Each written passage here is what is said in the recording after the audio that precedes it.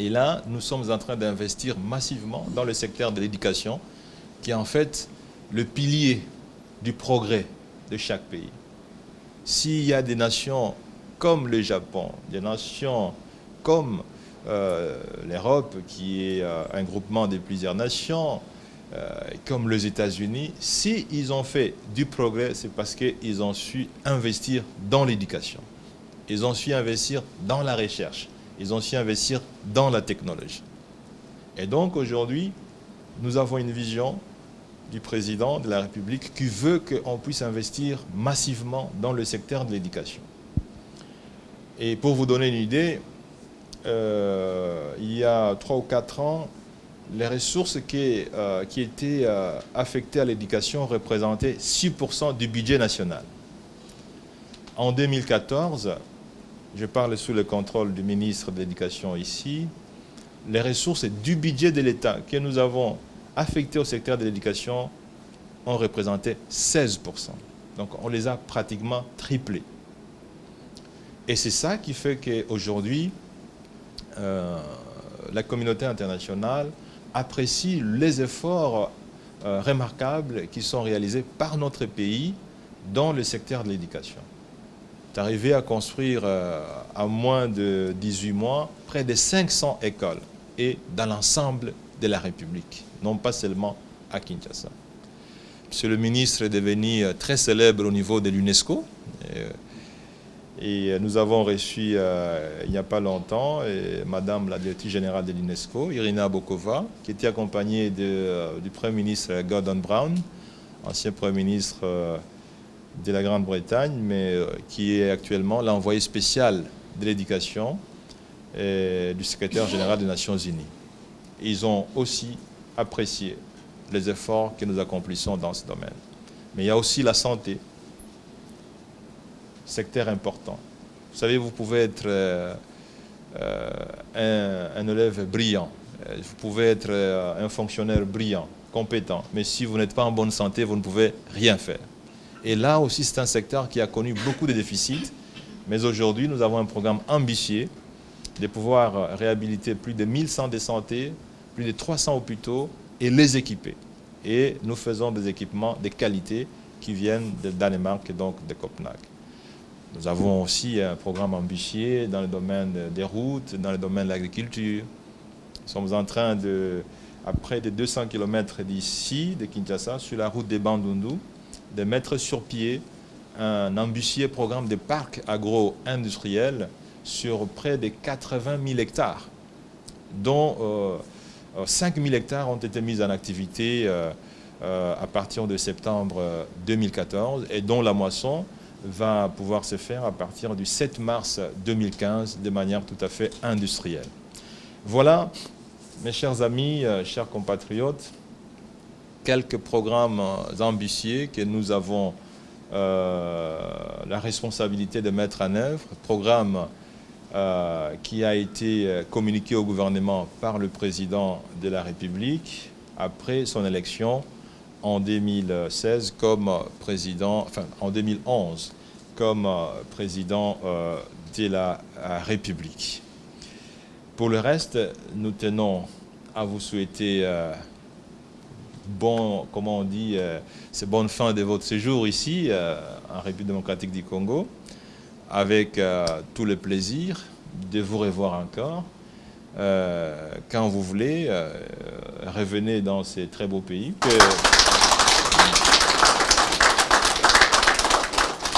Et je dois vous dire en toute sincérité que nous avons besoin de toute la main-d'œuvre où qu'elle se trouve. Et ça, c'est un pays où vous pouvez tout faire. Et nous voyons, nous encourageons d'ailleurs les Congolais qui rentrent. Il y a beaucoup de Congolais qui rentrent, qui s'installent et qui travaillent. C'est vrai, l'environnement de vie n'est pas aussi développé comme celui dans lequel vous vous trouvez. Parce que je sais que là où vous vous trouvez, il n'y a pas de moustiques. Bon, nous ici, nous sommes déjà immunisés. Et les moustiques nous piquent à tout moment. Mais nous faisons un effort pour reculer les champs d'activité des moustiques. C'est le plus important. Et donc, si vous aussi, vous pouvez vous joindre à nous, pour porter une part des responsabilités dans ces combats du développement. Vous savez, mes chers amis, rien n'est difficile, rien n'est impossible sur Terre si vous avez la volonté, la détermination de faire quelque chose. Rien n'est impossible. Et donc, revenez avec vos énergies. Vous êtes tout plein d'énergie, parce que la jeunesse, c'est ça l'avantage de la jeunesse. Vous avez l'énergie illimitée et vous avez même le rêve illimité. Bon, nous sommes déjà plafonnés par l'âge. Notre degré des risques et d'aventure est très limité, mais vous avez ce potentiel des risques, ce potentiel d'aventure, ce potentiel de vous lancer dans des projets qui peuvent effectivement contribuer au développement, à l'épanouissement de vous-même et à travers vous, à l'épanouissement et au développement de votre chère patrie. Le ministre est très engagé dans le domaine de l'éducation. Il est très compatriote congolais. Comment on peut, dans n'importe... Je crois que le ministre qui n'a d'autre fétiche que le travail. Madame la représentante. Voilà, madame. Excellence. Voilà, merci beaucoup. Monsieur le porte-parole. Voilà. Merci beaucoup. Merci. Et enfin, Priscilla. Alors, vous voyez, le Premier ministre... Par rapport à la visite de la RDC, franchement, j'ai été très surprise de voir à quel point les choses avaient changé, vu que je suis partie quand j'avais 10 ans, donc ça fait quelques années quand même. Et les routes pour l'aéroport, moi, c'est vraiment surtout ça qui m'a choquée, parce que c'est tellement bien fait maintenant. Et non, franchement, ça a beaucoup changé. Je suis très impressionnée par ce qu'on a pu voir et par les visites qu'on a pu faire. Enfin, on ne s'attendait pas à voir tout ça au Congo. Et en fait, le Congo, il est magnifique, quoi. Donc, on est très content d'être venu et on remercie énormément le Premier ministre de nous avoir donné cette opportunité-là de pouvoir visiter le pays, parce que c'est... Allez, je crois qu'on ne réalise même pas encore, et c'était tellement court que on aimerait même rester encore une semaine en plus ou quoi, parce qu'on a vraiment beaucoup apprécié. Je trouve que c'est un très beau pays. Je suis content d'être venu, d'être retourné au pays après de longues années. Je ne peux pas comparer ce qui s'est fait avant parce que je n'étais pas là, mais j'ai entendu de très bons échos. J'aimerais vraiment revenir ici plus tard pour travailler, donc, parce qu'il y a plein d'opportunités, il y a beaucoup de choses à faire. Et voilà. Donc, voilà. Ça s'est très bien passé. Je crois que nous étions tous heureux de le rencontrer, de le voir. Et je suis très heureux qu'il ait eu la gentillesse de financer le projet Tolova Congo.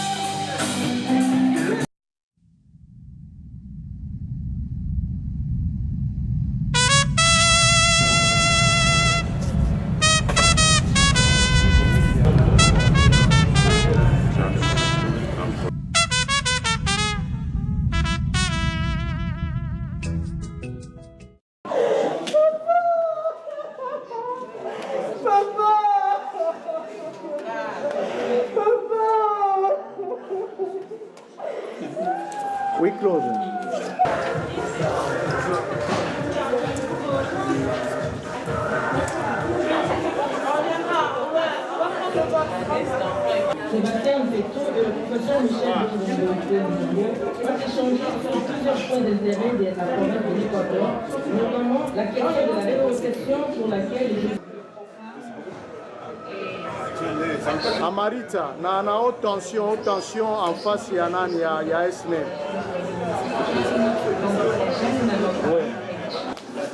Je l'ai relancé, bon, je l'ai dit que je vais vous inviter au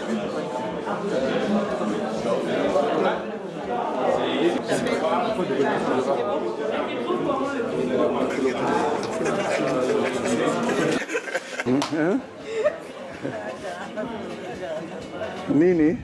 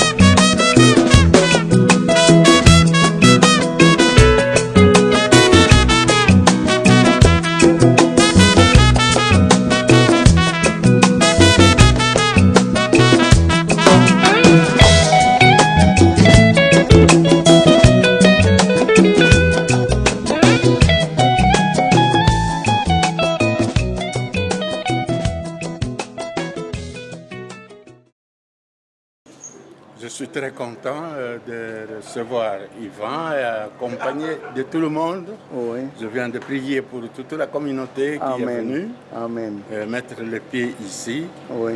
Pas en tant qu'étranger, mais en tant que fils du pays. Les héritiers que nous attendions, que nous avons confiés à Dieu pour qu'il puisse nous remplacer et diriger bien ce pays. Et nous avons recommandé entre les mains de l'Éternel, surtout qui sont ici, c'est déjà quelque chose de bien pour nous, comme nous le voyons visiter le pays, pendant où les progrès sont en train de marcher comme le soleil dans le pays, il faut qu'ils voient. C'est tout, et moi, les Gonanga Lobi, on a un Sahara. Mbote mingi, mbote toza bien, au boyoga rayoga wana ya lokuta. Petit aye, aye au vivre, a opesa bino rapport, en tout cas moka calme ezali, kimi ezali. Et puis vane biso yo, moni biso, en tout cas toza bien, mbote. Nani congé.